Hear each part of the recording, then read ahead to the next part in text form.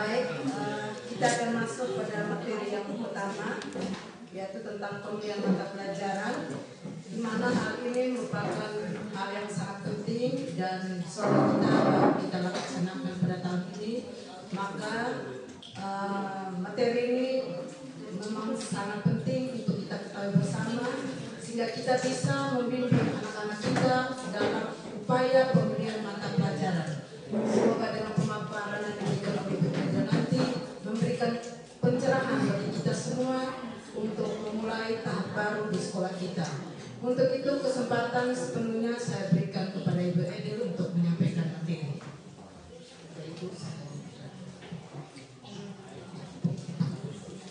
Terima kasih Ibu Ina. Yang saya hormati Bapak Pengawas Pembina, yang saya hormati Bapak Kepala SMA Negeri 1 Tasikmalaya Barat, yang sangat saya hormati Bapak Ibu Wakasek dan Bapak Ibu pendidik dan tenaga pendidikan yang pada kesempatan ini hadir bersama di ruangan ini. Salam dan bahagia, selamat pagi untuk kita semua. Selamat pagi. Baik, sebelum memulai, sekali lagi saya mengucapkan terima kasih kepada Bapak Kepala, Bapak Niko, dan rekan-rekan di sini yang masih memberikan saya kesempatan untuk kembali berbagi di sini. Baik Bapak Ibu, untuk mempersingkat kata, saya langsung saja. Jadi salah satu bagian dari implementasi kurikulum Merdeka di tahun kedua itu adalah pemilihan mata pelajaran untuk peserta didik kita kelas 11 atau calon kelas 11. Nah, untuk pemilihan mata pelajaran ini memang harus kita lakukan sebelum anak-anak naik ke kelas 11 atau pindah ke fase F. Dalam menentukan proses penentuan pemilihan mata pelajaran ini ada dua kategori, yaitu ada 1 tahun dan 6 bulan.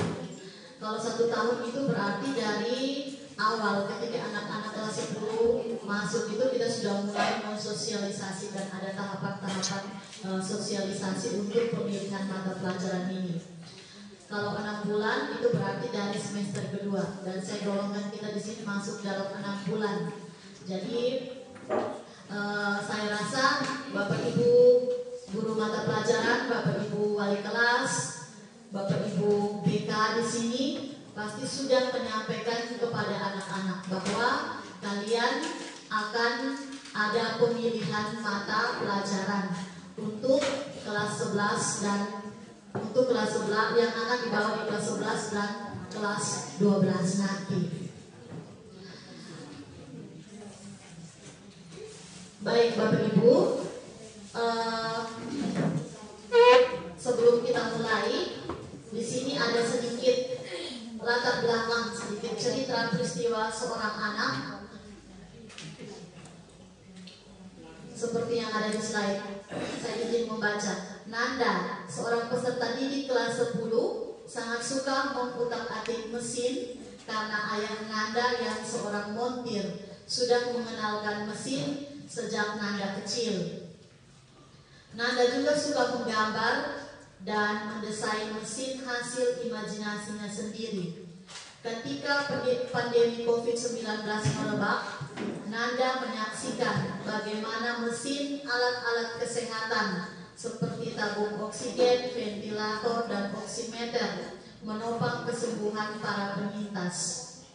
Nanda menjadi semakin tertarik dengan mesin alat-alat kesehatan. Bahkan ia mempelajari dari berbagai media untuk merancang mesin kesehatan yang dapat mencegah pandemi di masa depan. Nanda ingin berkarya dan memberi manfaat bagi orang banyak di masa depan, dengan berkarir sesuai dengan bidang yang diminatinya. Namun, dia bingung harus memilih antara melanjutkan studi di bidang kesehatan, teknik yang berkaitan dengan mesin, atau keterampilan gambarnya. Baik Bapak Ibu, kasus Nanda ini adalah kasus yang mungkin atau yang sedang kita hadapi pada peserta didik kita untuk saat ini. Nah, apa yang perlu kita lakukan agar kita bisa mendukung rencana karir peserta didik kita ini? Baik Bapak Ibu, di kurikulum Merdeka di sini disediakan ruang untuk peserta didik kita mengembangkan minat, bakat, dan kemampuan mereka. Salah satunya melalui pemilihan mata pelajaran pilihan yang akan anak-anak pilih ini sesuai dengan bakat, minat, dan kemampuan mereka atau rencana karir mereka di masa depan. Jadi mungkin nanti kita melihat atau kita bertanya, anak nanti mau jadi apa? Misalkan, saya mau jadi arsitek. Ibu, saya suka sekali dengan arsitek. Nah, ini kita sebagai Bapak Ibu guru sudah harus tahu. Kita harus bisa mendukung atau mengarahkan peserta didik kita ini memilih mata pelajaran apa yang nantinya mendukung anak kita ini ketika selesai SMA melanjutkan studinya sebagai arsitek. Atau jurusan perkuliahan nanti dia memilih arsitek. Kemudian di kurikulum Merdeka ini peserta didik kita juga diberi otoritas kewenangan untuk mereka memilih mata pelajaran seperti tadi sesuai bakat, minat, dan kemampuan atau rencana karir mereka. Nah, di sini kita yang paling utama sebenarnya ini kerjanya Bapak Ibu guru BK. Kemudian Bapak Ibu wali kelas, Bapak Ibu guru mata pelajaran. Kita semua bekerja sama mengarahkan anak-anak kita ini atau memberi pengertian kepada anak-anak kita ini tentang rencana pemilihan mata pelajaran yang akan mereka pilih di fase F ini yang mungkin nanti berhubungan dengan lanjut studi mereka atau mereka mau berwirausaha setelah lulus dari SMA. Itu kita dukung mereka melalui pemilihan mata pelajaran di fase F kelas 11 ini.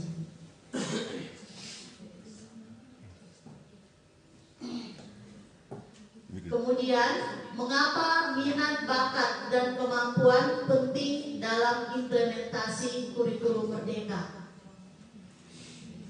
Kemudian ada lagi pertanyaan, bagaimana mata pelajaran pilihan dapat mendukung pilihan setelah lulus SMA?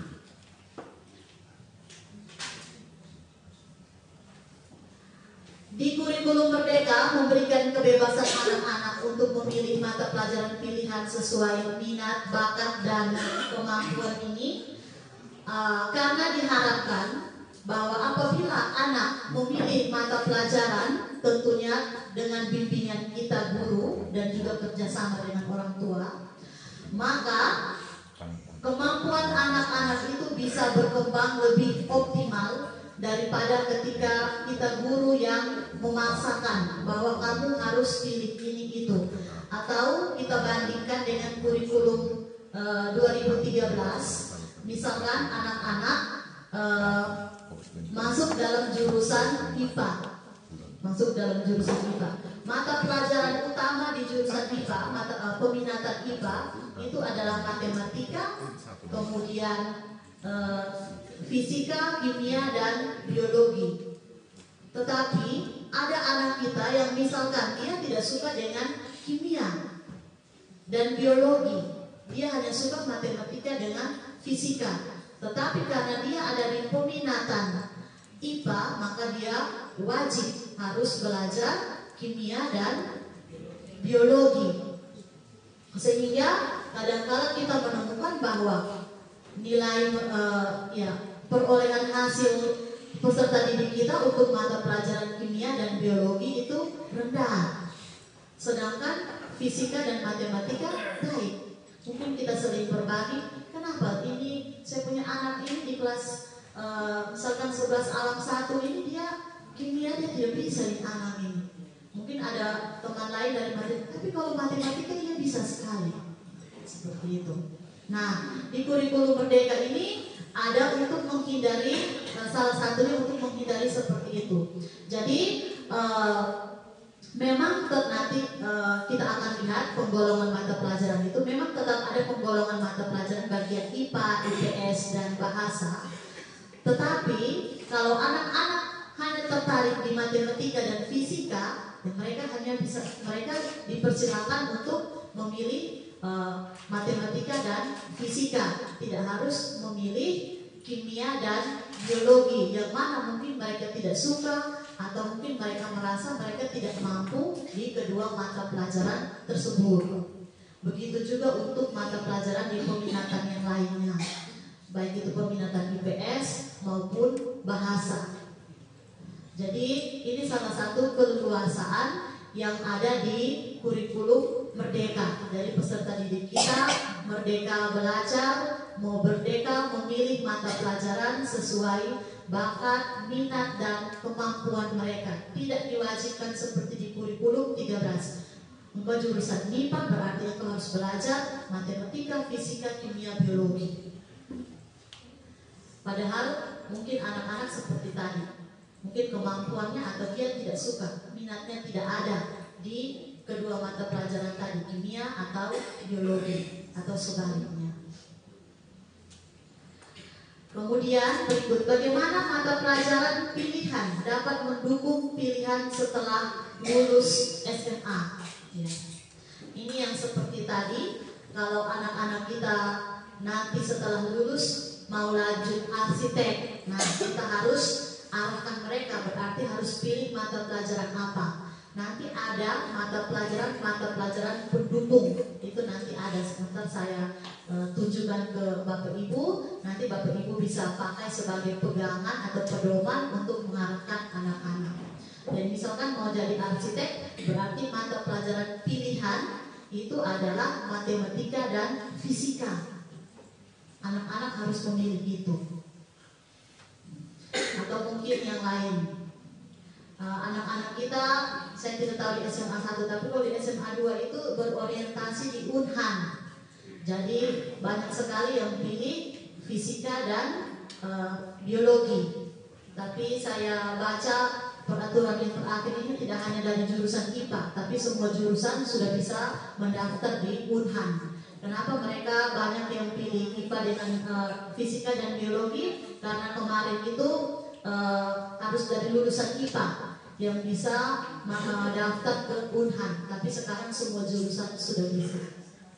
Perubahan-perubahan seperti ini kita harus tahu untuk kita gunakan sebagai pedoman untuk memotivasi peserta didik kita atau mengarahkan peserta didik kita ketika mereka memilih mata pelajaran yang nantinya akan mereka gunakan setelah mereka lulus SMA. Baik, dalam melakukan pemilihan mata pelajaran tentunya peserta didik kita membutuhkan dukungan. Di sini dukungan paling pertama dan utama itu dari satuan pendidikan, Bapak Ibu, bukan dari orang tua, tapi dari satuan pendidikan. Seperti tadi mulai dari BK, kemudian guru mata wali kelas, guru mata pelajaran, di bagian kurikulum dan seterusnya. Jadi bagaimana cara kita mendukung peserta didik kita? Yang pertama, kita harus melakukan sosialisasi terkait pemilihan mata pelajaran agar peserta didik kita mengerti. Kami tahun pertama ketika anak-anak kelas 10 yang mau naik ke kelas 11 itu, mereka setelah ujian semester kedua menuju ke saya, Ibu, bisa bantu kami Kak bagaimana? Kan mau ambil surat pindah sah. Kenapa? Di sini tidak ada ini penjurusan lagi, toh Ibu. Kan tidak mau, kan mau jurusan ini, Ibu, saya bisa masuk di Unhan. Seperti itu pengertian dari anak-anak. Mungkin kali itu mereka tahun pertama. Mungkin di sini mereka sudah saling cerita dan semoga tidak ada pemikiran seperti itu di pikiran anak-anak lagi. Kemudian saya menjelaskan, memang kalian tidak ada penjurusan, peminatan lagi, tetapi kalian adanya pilihan mata pelajaran. Padahal ini kami sudah sosialisasi orang tua dengan anak murid duduk berdampingan di bulan Februari, tapi anak-anak masih seperti itu. Padahal data juga sudah ada. Mungkin mereka tidak paham. Akhirnya kami adakan pertemuan sekali lagi. Nah, di sini peran wali kelas dengan BK harus kuat untuk menjelaskan kepada peserta didik kita.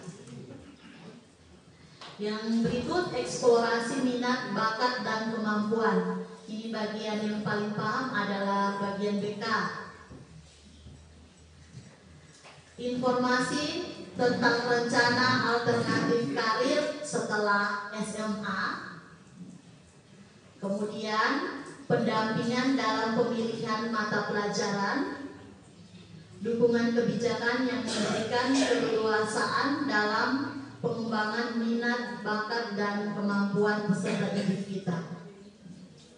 Kemudian dukungan yang dibutuhkan kedua adalah dari orang tua. Jadi ini kita dari sekolah juga harus menyampaikan ke orang tua agar orang tua paham bahwa memang sekarang tidak ada lagi peminatan, tetapi adanya pilihan mata pelajaran. Dukungan dari orang tua ini yang anak butuhkan adalah komunikasi terbuka sebagai upaya untuk mendorong kepercayaan diri peserta didik dalam mengungkapkan harapan-harapannya dan dapat membantu proses eksplorasi minat, bakat, dan kemampuan. Pertanyaannya di sini, mengapa menentukan mata pelajaran pilihan ini menjadi penting?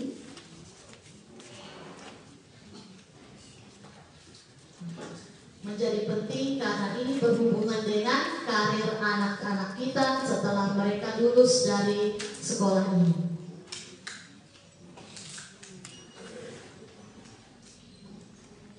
Prinsip pemilihan mata pelajaran seperti tadi, dari 3 aspek tadi, kita melihat dari minat, bakat, dan kemampuan peserta didik kita.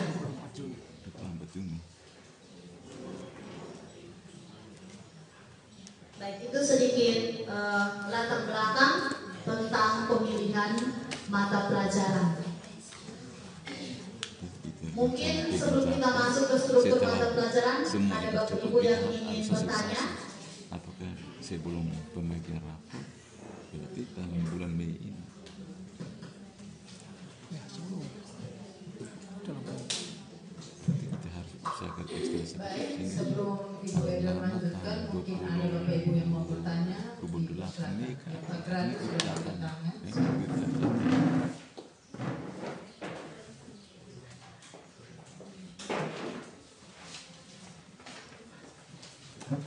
Saya sampaikan pertanyaan singkat, padat, dan jelas. Tadi Ibu sampaikan bahwa pemilihan mata pelajaran juga tidak terlepas dari penjurusan tadi. Ini barangkali Ibu narasumber memberikan kami penjelasan sedikit rinci untuk bisa membedakan itu, karena setelah saya ikuti tadi ini masih bingung untuk saya. Terima kasih.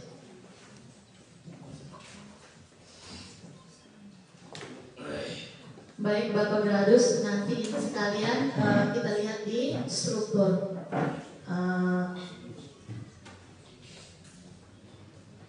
mata pelajaran ini.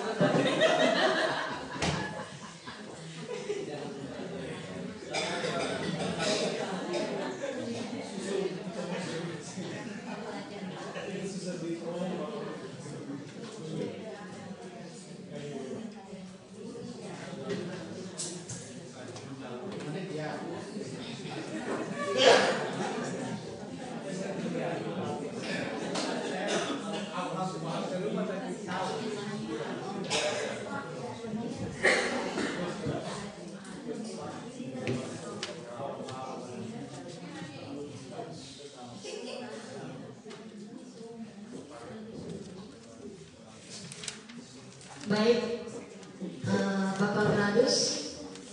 Jadi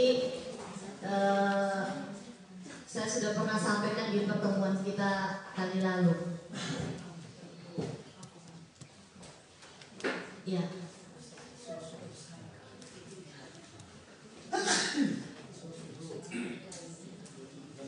Yang ini fase F untuk kelas 11 dan kelas 12, struktur mata pelajaran dibagi menjadi 5 kelompok utama, yaitu kelompok mata pelajaran umum. Ini wajib SMA atau MA wajib membuka atau mengajarkan seluruh mata pelajaran dalam kelompok ini dan wajib diikuti oleh semua peserta didik. Ini mata pelajaran umumnya seperti pendidikan agama dan budi pekerti, pendidikan Pancasila, bahasa Indonesia, matematika, PJOK, seni budaya, sejarah. Nanti sejarah itu tidak masuk.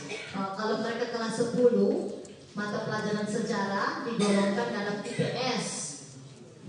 Sehingga di IPS untuk kelas 10 itu ada 4 mata pelajaran. Ada sejarah, geografi, ekonomi, sosiologi. Tapi ketika mereka kelas 11 nanti sejarah itu sudah keluar dari rukun IPS, dia sudah menjadi mata pelajaran umum dari anak-anak wajib ikut, digantikan dengan antropologi. Kemudian yang kedua kelompok mata pelajaran matematika dan IPA. Ini wajib menyediakan paling sedikit 3 mata pelajaran dalam kelompok ini. Berarti ada matematika, fisika, kimia, biologi. Kemudian kelompok IPS juga paling sedikit 3 yang disediakan. Kemudian kelompok mata pelajaran bahasa dan budaya, dan yang kelima kelompok mata pelajaran vokasi dan prakarya. Ini di sini. Kelompok mata pelajaran IPA itu adalah biologi, fisika, kimia, matematika tingkat lanjut, dan informatika. Ini untuk kelas 11 ya Bapak Ibu. Informatika masuk dalam IPA dengan matematika tingkat lanjut. Sehingga teman-teman yang jurusan IPA bisa mengajar informatika, tapi hanya untuk kelas 10. Linear jamnya hanya untuk kelas 10. Kalau kelas 11 karena informatika ini sudah masuk dalam kelompok mata pelajaran ini tidak bisa ajar lagi. Nanti jamnya tidak diakui. Tapi kalau kelas 10 itu bisa. Yang kedua kelompok mata pelajaran IPS ada sosiologi, ekonomi, geografi, dan antropologi. Sejarahnya dijadikan mata pelajaran umum, wajib. Kemudian mata pelajaran bahasa dan budaya, ada bahasa Indonesia tingkat lanjut. Kemarin di K13 kita kenal dengan bahasa dan sastra Indonesia. Kemudian bahasa Inggris tingkat lanjut. Kemudian bahasa Jerman, bahasa Korea, bahasa Arab, bahasa Mandarin, bahasa Perancis. Jadi kenapa bahasa Indonesia dengan bahasa Inggris ini jadi tingkat lanjut? Karena di kelas 10 anak-anak dapat mata pelajaran bahasa Indonesia dengan bahasa Inggris sebagai mata pelajaran umum. Sedangkan bahasa-bahasa yang lain ini tidak, anak-anak tidak dapat. Maka dia hanya sebagai anak-anak baru mau belajar lagi bahasa Jerman ini. Bahasa Jerman, bahasa Korea, dan lain-lain. Kemudian kelompok mata pelajaran vokasi dan prakarya dan kewirausahaan. Jadi prakarya di sini ada budidaya, kerajinan, rekayasa atau pengolahan.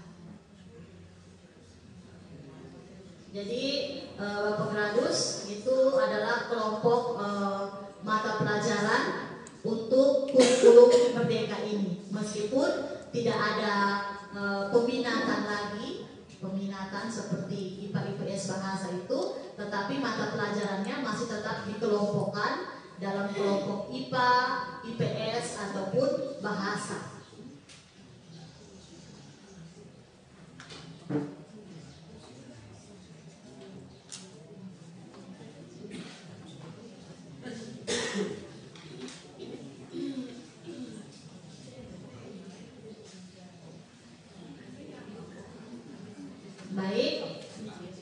kita lanjut kembali ke slide yang ini.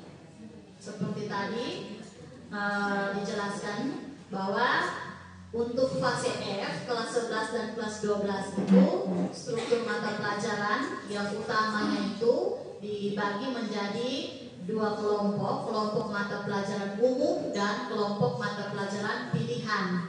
Dalam kelompok mata pelajaran pilihan ini baru ada dari kelompok IPA, IPS, dan bahasa, dan vokasi dan prakarya tadi. Kelompok mata pelajaran umum ini satuan pendidikan wajib membuka atau mengajarkan seluruh mata pelajarannya dan wajib diikuti oleh semua peserta didik.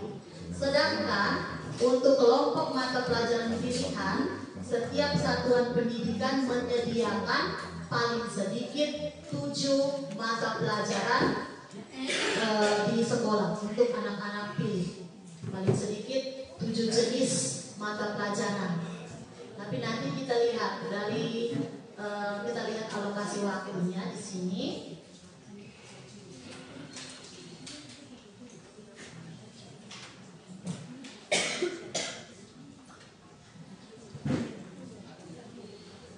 Baik, sebelum kita lihat 7 jenis tadi, kita lanjut kembali ke struktur untuk khusus untuk kelas 11 dan kelas 12. Bapak Ibu bisa lihat ke tidak? Bisa. Ya.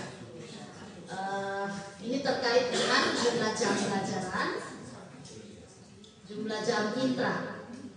Di sini ada perbandingannya di sini. Mulai dari ini mata pelajaran umum, mulai dari pendidikan agama, pendidikan Pancasila, bahasa Indonesia, matematika, bahasa Inggris, kemudian PJOK, sejarah, dan seni budaya. 1, 2, 3, 4, 5, 6, 7, 8. Kurang lebih ada 8 mata pelajaran umum. Ini anak-anak wajib ikut semua. Sedangkan mata pelajaran pilihan yang tadi kita kelompokkan itu ada IPA, IPS, bahasa, vokasi, dan prakarya. Itu detailnya ada di sini. Ada biologi, kimia, fisika, informatika, matematika tingkat lanjut, sosiologi, ekonomi, geografi, antropologi, bahasa Indonesia tingkat lanjut, bahasa Inggris tingkat lanjut. Ada bahasa Korea, bahasa Arab, Mandarin, Jepang, Jerman, Prancis. Kemudian prakarya dan kewirausahaan menjadi mata pelajaran pilihan, bukan mata pelajaran umum, tetapi menjadi mata pelajaran pilihan. Dan mungkin ada mata pelajaran lain yang dikembangkan sesuai dengan sumber daya yang tersedia di sekolah kita. Jadi dari kurang lebih 18 mata pelajaran ini, kita sekolah harus menyediakan 7 jenis mata pelajaran untuk peserta didik kita.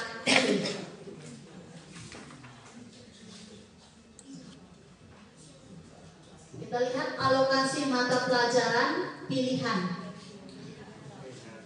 Jadi beban belajar anak-anak kita yang memilih mata pelajaran pilihan ini untuk per tahunnya itu 720 sampai 900 jam pelajaran, sedangkan per minggunya mereka harus menempuh antara 20 sampai dengan 25 jam pelajaran per minggu. Itu untuk kelas 11 dan 640 sampai dengan 800 untuk kelas 12. Per minggunya tetap sama 20 sampai dengan 25 jam pelajaran. Alokasi masing-masing mata pelajaran pilihan selain prakarya yaitu ini 5 jam pelajaran per minggu, yaitu ini tertutup dengan hati, yaitu 5 jam pelajaran per minggu atau 180 jam pelajaran per tahun. Jadi jumlah jam mata pelajaran pilihan itu besar sekali, jadi di sini diharapkan anak-anak bisa betul-betul memperdalam pengetahuan mereka sebagai pegangan persiapan ketika mereka lulus dari sini mau lanjut atau mau kerja. Prakarya dan mata pelajaran lainnya yang dikembangkan sesuai sumber daya yang tersedia paling banyak 2 jam pelajaran per minggu atau 72 jam pelajaran per tahun untuk kelas 11 dan 64 jam pelajaran per tahun untuk kelas 12. Tidak ada alokasi P5 per tahun pada mata pelajaran pilihan. Jadi nanti ketika kita punya anak-anak kelas 10 sekarang yang naik ke kelas 11 ini, P5 itu hanya ada di mata pelajaran umum. Ini masih ada waktu untuk P5-nya. Jadi P5 itu kita pakai alokasi waktu dari 8 mata pelajaran umum ini saja. Sedangkan untuk mata pelajaran pilihannya itu sudah tidak ada alokasi waktu untuk P5. Jadi mereka satu minggu 5 jam penuh untuk mata pelajaran pilihan.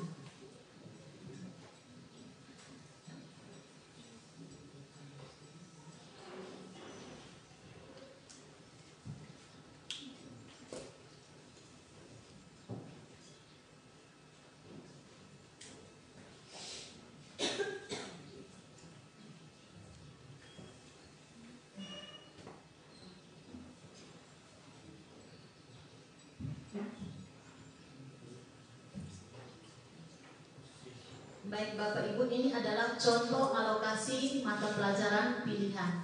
Jadi alokasi waktu untuk mata pelajaran pilihan itu tadi dari 20 sampai dengan 25. Kalau sekolah menyediakan 7 mata pelajaran pilihan. Dari 7 mata pelajaran pilihan berarti anak-anak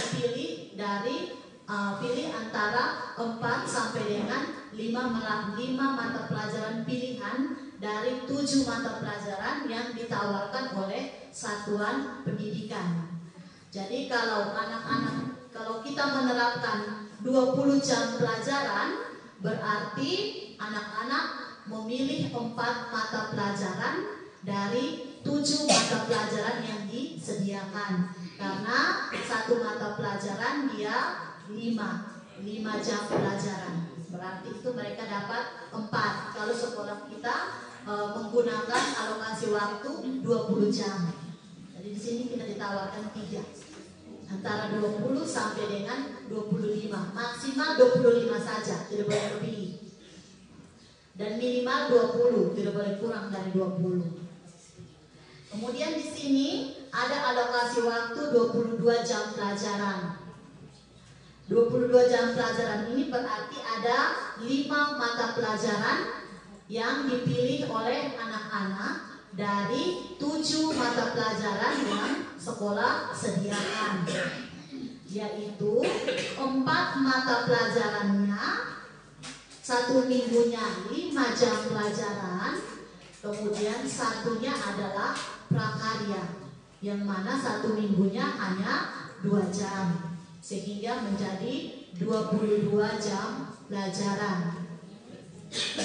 Nah, ini yang sekolah kami terapkan yang 22 jam. Kenapa? Karena prakarya ini bisa linear dengan beberapa mata pelajaran. Itu membantu Bapak Ibu guru punya jam pelajaran. Kemudian yang kedua, kalau sekolah kita mau pakai alokasi waktu 25 jam, berarti sama jumlah mata pelajaran pilihan sama dengan 22 jam ini, yaitu 5 mata pelajaran dengan waktu setiap mata pelajarannya adalah 5 jam pelajaran. Ini kalau kita kuliah mata pelajaran pilihan ini SKS-nya besar. Mata kuliah MKDK. MKDK. Kalau yang umum itu MKDU. Bukan, MKK, mata kuliah Kalian, yang itu hanya MKDU, itu yang mata dasar umum, mata kuliah dasar umum. Pancasila.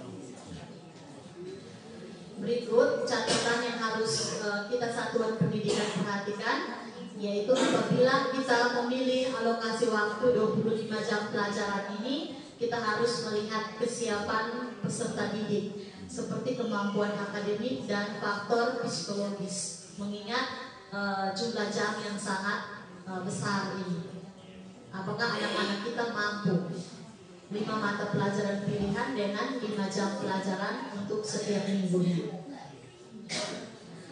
Satuan pendidikan dapat menentukan alokasi intrakurikuler dengan mempertimbangkan kebutuhan peserta didik dan jumlah pendidik. Misalkan alokasi yang dipilih adalah 20 jam pelajaran karena tidak tersedianya guru, prakarya, dan kewirausahaan. Misalkan seperti itu. Jadi nanti setelah ini bagian kurikulum bersama dengan Bapak Ibu guru menentukan kira-kira 7 mata pelajaran apa yang kita sediakan, yang kita pilih dari 18 mata pelajaran yang tersedia tadi. Yang ke-19 itu mata pelajaran yang dikembangkan sesuai dengan sumber daya yang tersedia. Ya, jadi ini sebelumnya berarti kita harus lihat jumlah jam. Paling utama itu kalau pengalaman saya itu kita melihat jumlah jam kebutuhan dari Bapak Ibu guru sertifikasi. Karena memang kenyataannya di lapangan ketika masuk dalam anak-anak naik kelas 11 ini, kalau sampai ada mata pelajaran yang tidak dipilih, ya berarti memang guru tersebut tidak ada jam. Untuk kelas 11, tapi kelas 10 tetap ada. Untuk kelas 11. Jadi pengalaman kami kemarin, karena waktu itu kami juga masih baru, saya menawarkan semua mata pelajaran ini. Karena waktu itu kami belum ada guru BK. Jadi saya ambil alih, kasih saja semua mata pelajaran, anak-anak mau pilih yang mana, silakan engkau tulis. Minimal 4, karena 1 prakarya itu wajib. Ibu kami tidak mau prakarya, tidak, prakarya wajib dari sekolah. Karena saya sendiri guru kimia, tapi butuh jam prakarya. Mengingat ada teman-teman ekonomi juga, P3K banyak di kami punya sekolah. Jadi butuh jam ekonomi, jam prakarya. Jadi kamu pilih 4, tulis tambah 4. Satunya itu ditetapkan oleh sekolah. Saya sampaikan seperti itu. Jadi mereka memilih semua, mereka memilih dari sini. Mereka pilih terus kan hitung ulang lagi, hitung manual lagi. Biologi berapa, kimia yang dipilih berapa. Ternyata kimia ini yang pilih hanya 10 orang. Itu saya lihat nama dari kelas yang saya ajar saja yang pilih kimia 10 orang. 10 orang ini bagaimana? Kurikulum Merdeka setuju untuk jadikan satu rombel, tapi kita di sini Bapak Kepala kita masih bertabrakan dengan Dapodi, aturan Dapodi.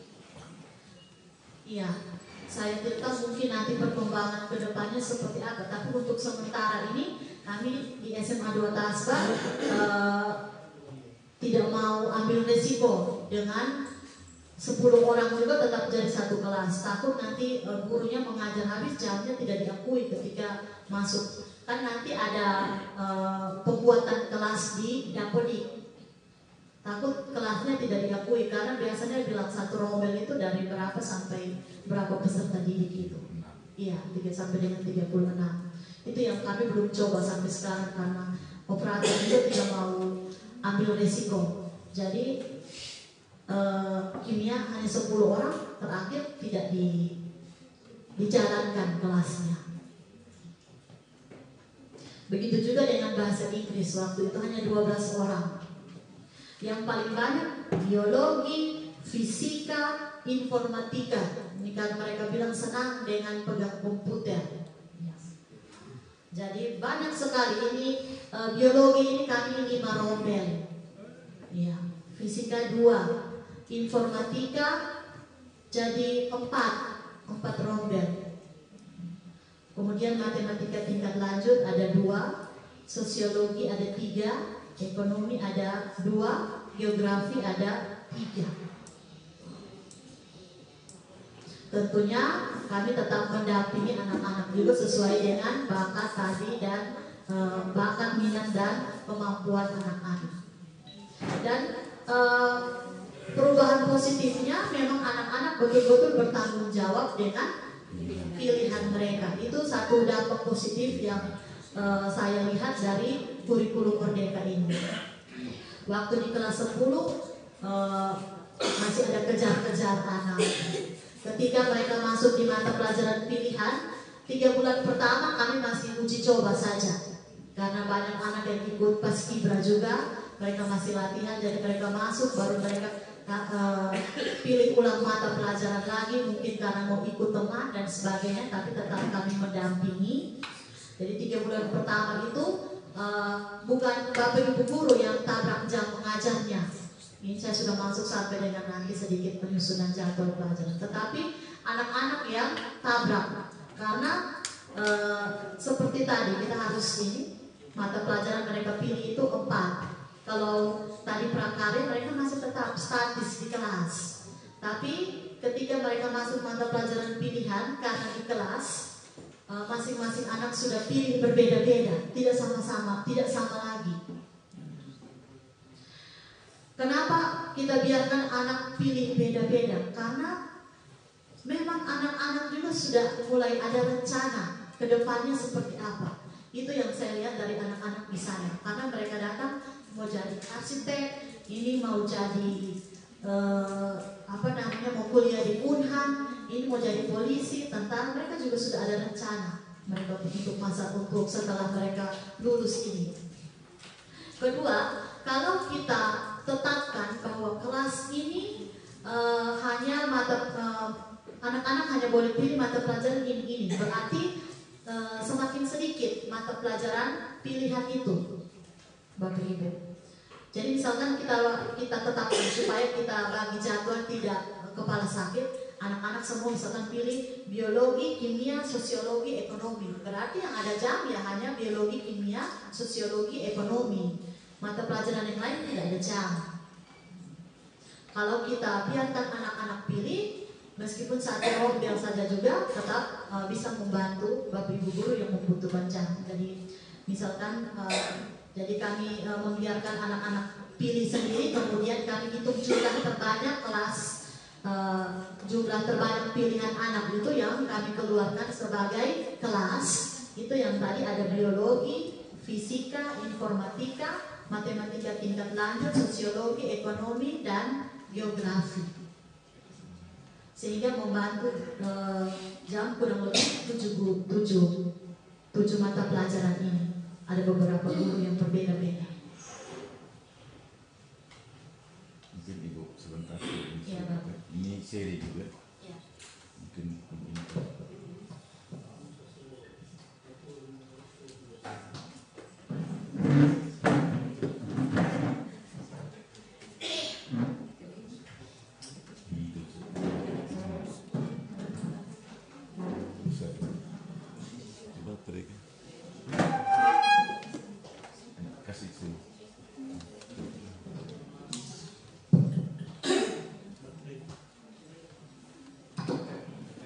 baik, terima kasih Ibu Ede. Sebelum Ibu Ede lanjutkan dan kita sharing sedikit dalam catatan saya untuk sementara. Jadi untuk mata pelajaran pilihan yang disediakan sebanyak 18, betul ya? Masih 18. Berarti dari 18 ini ini yang kita tawarkan kepada anak-anak melalui formulir atau angket yang anak-anak isi yang didampingi mungkin lewat Bapak Ibu guru BK, wali kelas, dan guru mapel. Dari hasil itu baru kita rekap. Dari 18 itu mana yang terbanyak itu kita ambil sebagai mata pelajaran pilihan. Ini versi saya. Yang kedua, dari 18 ini atau kita tentukan dulu, dari sekolah tentukan dulu, baru kita tawarkan. Artinya 2 alternatif ya. Yang satu, 18 itu kita yang ditawarkan, nanti lihat dari 18 mata pelajaran pilihan itu mana yang terbanyak pilih, itu kita ambil sebagai mata pelajaran ya. Yang kedua, atau dari 18 ini saya dengan Pak Ibu guru saya tentukan dari 18 ini di luar ini prakarya ya. Nah, kita tentukan baru kita edarkan kira-kira 2 ini mana yang positif. Terima kasih. Sampai dulu. Ya, terima kasih. Ya.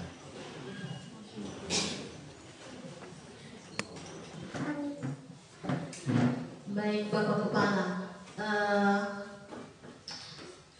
menurut saya dua-dua baik. Yang perlu dipertimbangkan adalah kebutuhan jam bagi Bapak Ibu guru. Itu prioritas utama kalau menurut saya, karena 24 jam itu sudah lumayan susah ya kalau kita cari untuk saat ini. Tapi nanti masih kelas 3 masih ada K13 itu masih bisa terbantu sedikit. Jadi di sini kembali ke kesepakatan di SMA 1 Tasbar sini seperti apa,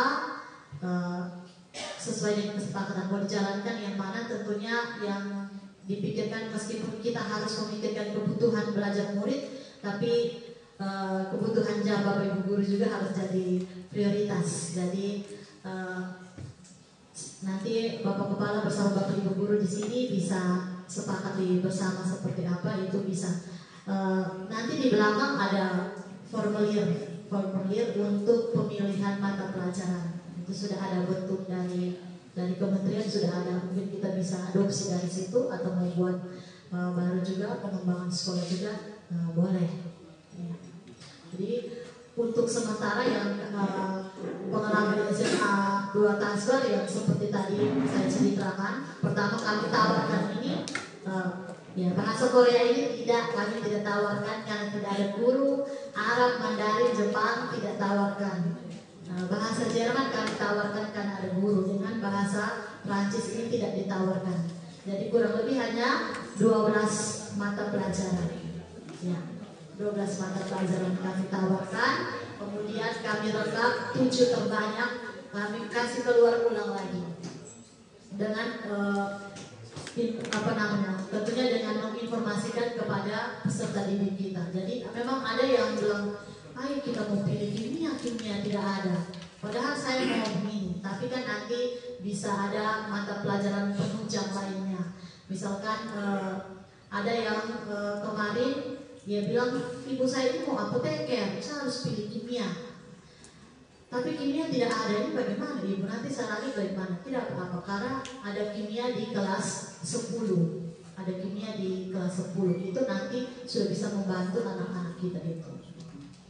Kemudian ada biologinya, sehingga dia pilih biologi. Mungkin agak sedikit tabrak, tapi di biologi juga ada belajar tentang kimia juga.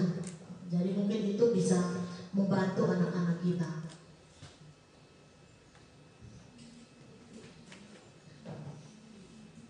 Baik Bapak Ibu, saya lanjut dulu.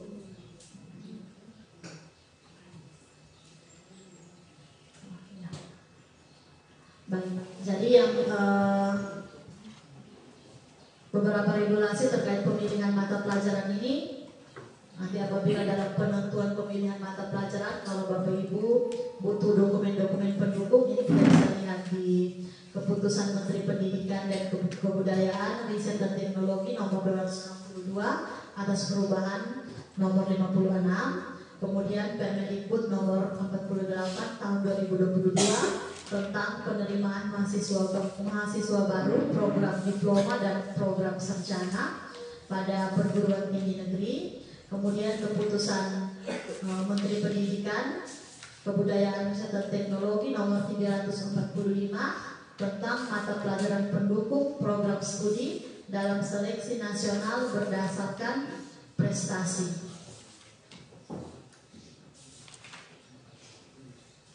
Saya sedikit tunjukkan mata pelajaran pendukungnya.